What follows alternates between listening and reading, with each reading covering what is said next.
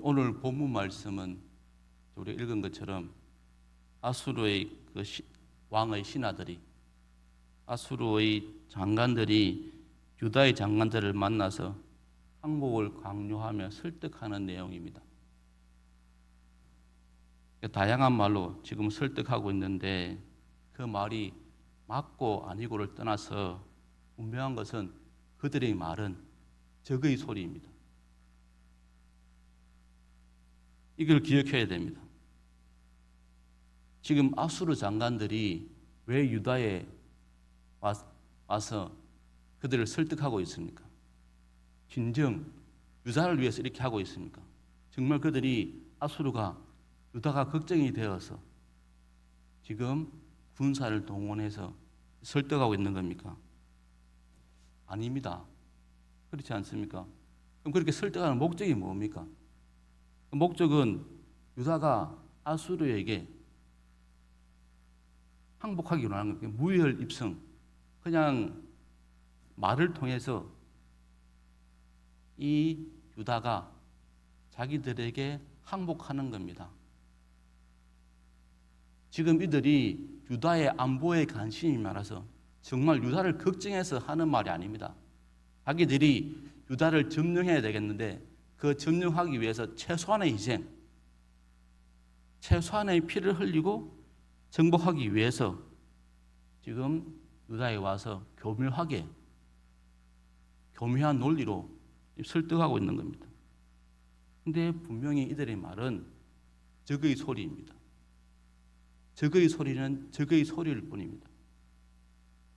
우리가 성령의 음성을 들어야 되는데 가끔은 우리를 미혹하는 소리가 있지 않습니까?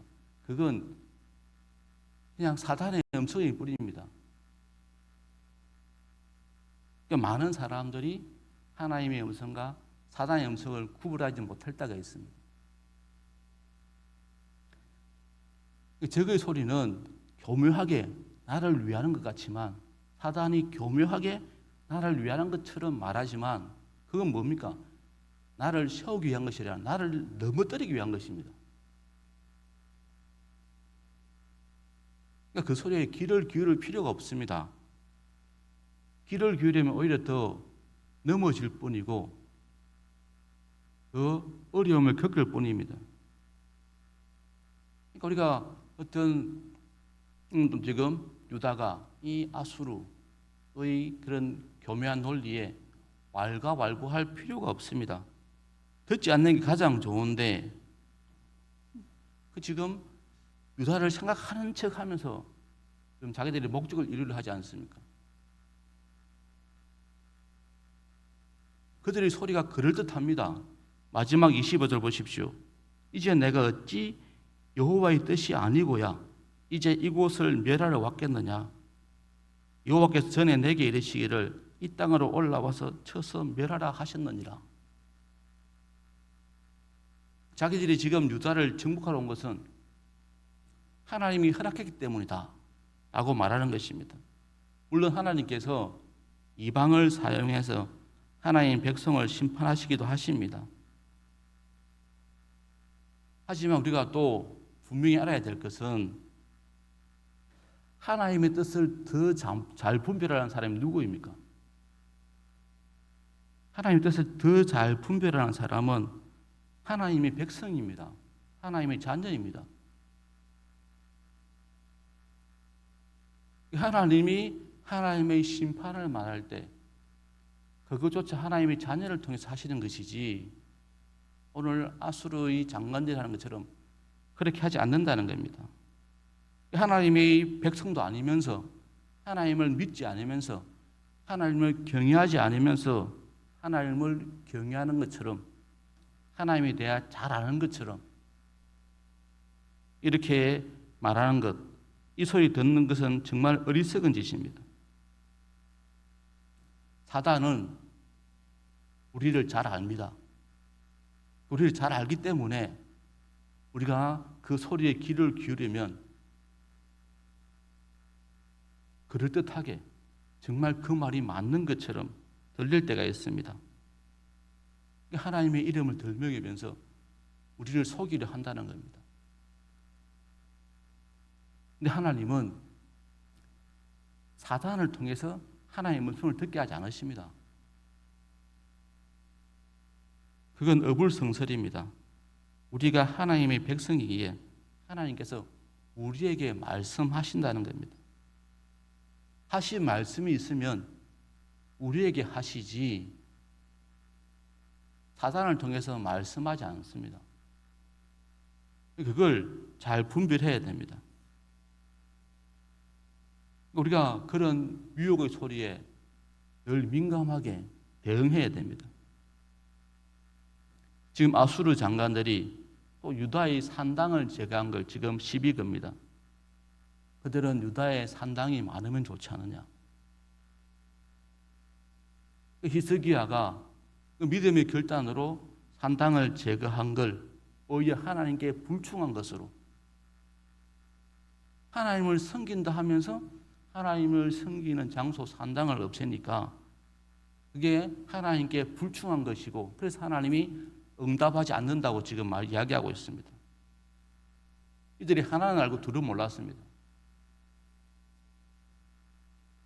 산당에서 하나님을 섬긴다고 하지만 그건 하나님이 원하는 방법이 아니었기에 제거한 겁니다.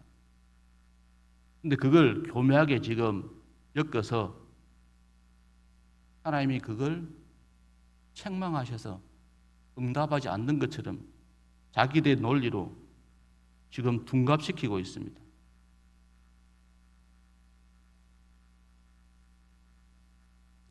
이렇게 아수르의 장관들이, 아수르의 신하들이 지금 이스라엘 백성들에게 유다에 올라와서 교묘하게, 그럴듯하게 지금 논리를 펴고 있습니다.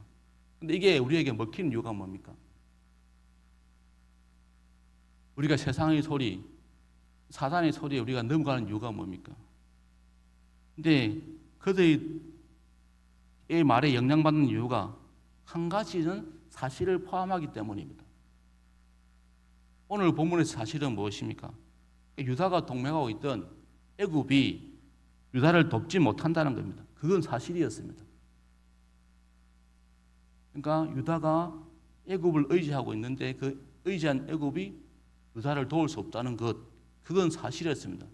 근데 이 사실 때문에 이 하나가 옳다고 다른 것까지 다 옳다고 연결지어서는 안 된다는 겁니다. 여러분, 우리 주변에 많은 이단들이 있습니다. 우리 교회 주변에 에이스 상가 앞에는 여호와 정인이 있고요. 또 요 건너편 구남시장 배성아파트 올라가는 길에 보면은 안산홍 하나님 교회가 있습니다. 이 옆에는 하수구집 밑에 보면은 유광수 다락방 새생명 교회가 있습니다. 유광수 다락방 새생명 교회 교리 중에 제일 문제가 되는 건 이겁니다. 모든 병은 마음을 타고 들어온다.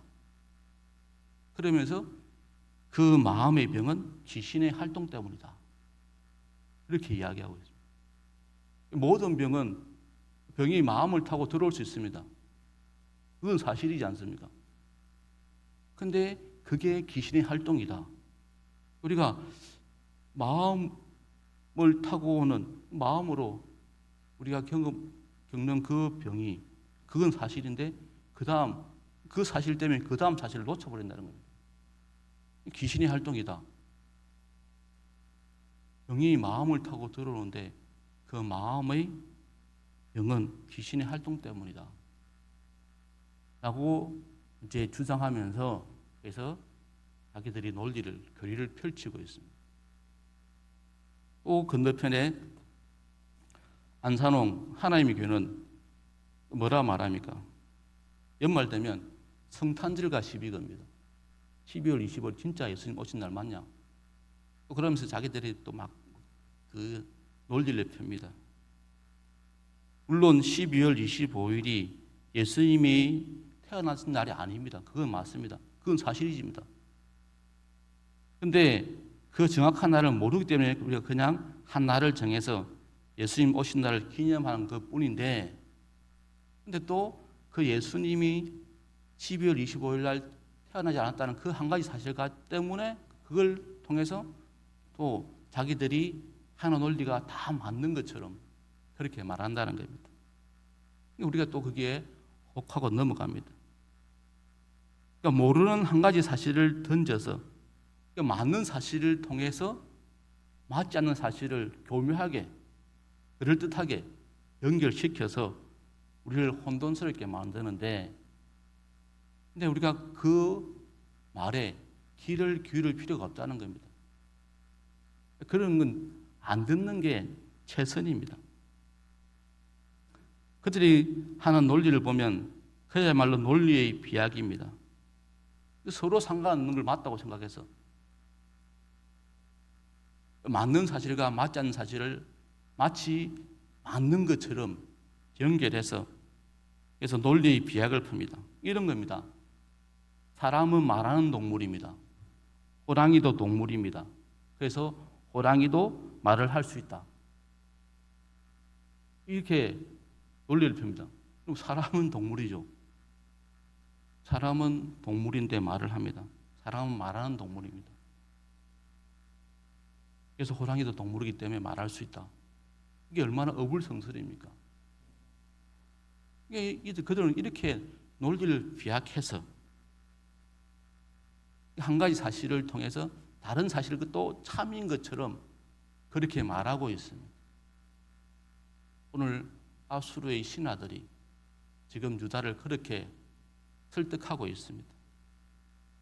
논리의 비약을 펴면서 또 심지어는 그들이 하나님을 의지하는 신앙을 지금 비웃고 있습니다. 이게 얼마나 어처구니 없는 이야기입니까? 세상 사람들은 이 사람이 죽으면 영혼이 있다고 생각합니다. 귀신이 된다고 생각합니다. 한 이제 집안에 유교 집안에 부모를 잘 섬기는 그 아들 며느리가 있었는데 이 며느리 이 아들 부부가 예수님을 믿게 되었습니다. 그러니까 부모가 반대합니다. 왜냐하면 예수 믿으면 제사를 안 드리니까 자기들이 죽으면 제사밥을 못 얻어먹으니까 그래서 반대합니다.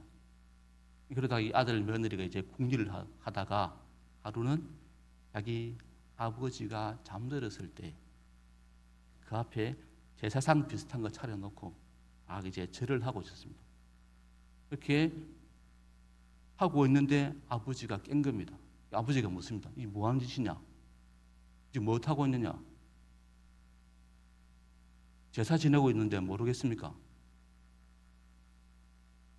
야 이놈아, 내가 잠드는데 어떻게 알겠느냐? 그러니까 아들이 말합니다. 아버지 맞습니다. 아버지는 잠들어서 잠만 자도 모르는데 어떻게 죽은 사람은 알겠습니까? 라고 이야기했다는 겁니다. 죽은 사람은 모릅니다. 전도서 9장 5절에 보면 산 사람은 죽을 줄 알되 죽은 사람은 아무것도 모른다고 말했습니다. 세상 사람들이 말한 것처럼 사람이 죽으면 영혼이 떠다니는 게 아닙니다. 근데 사람은 죽지 않습니까? 근데 그 죽는다는 그 사실 때문에 그 다음 사실을 만들어서 연결시켜서 이렇게 사람들이 논리를 펴고 있습니다. 세상은 인권 문제, 빈곤 문제, 정의 문제, 공평 문제를 통해서 우리에게 계속해서 설득하고 있습니다. 빌리 그레함 목사님이 이제 한참 사역할 때 같이 동력하였던 설교 동력자인 찰스 템플턴이라는 사람이 있습니다. 이 사람이 결국 하나님을 떠나게 되는데 그 이유는 이겁니다.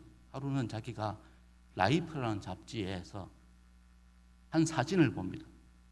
그 사진이 뭐냐니까 아프리카, 북부 아프리카 가뭄이 극심한 지역에서 한 여인이 아이를 안고 절규하고 있는 겁니다.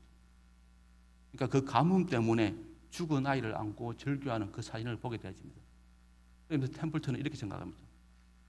정말 하나님이 사랑과 자비의 창조주라면 지금 비를 줄 수 있는 분은 하나님 뿐인데 하나님 왜 그들에게 필요한 비를 주시지 않았는가? 비를 줄 수 있는 분이 비를 안 주어서 이 지역이 극심한 가뭄을 겪고 있고 이렇게 어린아이 생명에 죽지 않았는가? 그러면서 이런 하나님이 어떻게 사랑과 자비의 하나님이고 창조주인가? 라고 의심을 품게 되어집니다. 그러면서 그가 결국 하나님을 떠납니다. 그래서 자기가 하나님이 떠난 이유에 대한 이유를 통해서 책을 펴면서 그렇게 그중에 이렇게 이야기했다고 합니다. 우리가 다 모르지만 하나님은 사랑이십니다. 하나님이 주권이 있습니다. 근데 세상 사람들은 하나님을 의지하는 우리의 신앙에 이런 현실적인 문제를 들여대면서 인권의 문제, 인권의 문제, 정의의 문제, 공평의 문제를 들여대면서 또 다른 사실을 연결시켜서 하나님이 불의한 것처럼, 하나님이 사랑이 없는 것처럼 그렇게 교묘하게 속이는 겁니다. 우리가 이런 소리에 넘어가서는 안 되겠습니다. 세상이 우리가 하나님을 의지하는 신앙을 비웃는 그들의 교묘한 논리, 사실을 이야기하면서 또 전혀 사실이라는 것들을 연결시켜서 그것이 하나님이 불의한 것처럼, 우리가 불의한 것처럼, 우리가 어리석은 것처럼 그렇게 이야기하는데 우리가 그런 소리에 전혀 귀를 기울일 필요가 없다는 겁니다. 그런 세상의 거짓 소리에 당장 우리의 눈에 드러나는 그런 사실 때문에 우리가 거기에 혹해서 하나님을 부정하거나 하나님을 의심하거나 하나님을 떠나는 그런 어리석은 모습을 보이지 않았으면 좋겠습니다. 세상의 거짓된 소리가 우리 삶을 속이지 않도록, 우리를 미혹하지 않도록, 그래서 우리가 깨어 있어야 되는 겁니다. 그래서 우리가 늘 말씀을 묵상해야 되는 겁니다. 하나님의 음성과 세상의 소리에 그러니까 늘 이렇게 듣고 있는데 우리가 들어야 될 소리는 하나님의 음성입니다. 세상의 소리가 아닙니다. 세상의 논리가 아닙니다. 세상의 근거가 아니면 우리가 기억했으면 좋겠습니다. 그래서 우리가 늘 이런 세상의 소리에 귀를 기울이 그때 거기에 미혹되지 않고 이것을 이길 수 있는 그런 믿음의 사람이 되도록 늘 기도했으면 좋겠습니다. 하나님의 지혜를 구했으면 좋겠습니다. 하나님의 은혜를 구하겠습니다. 하나님, 그러니까 세상에 듣는 소리에 미혹되지 않고 그러니까 하나님의 음성에 귀를 기울여 하나님이 내게 하시는 그 말씀에 집중해서 세상의 거짓에 넘어가지 않도록 세상에 미혹당하지 않도록 이 새벽에 같이 기도하시겠습니다.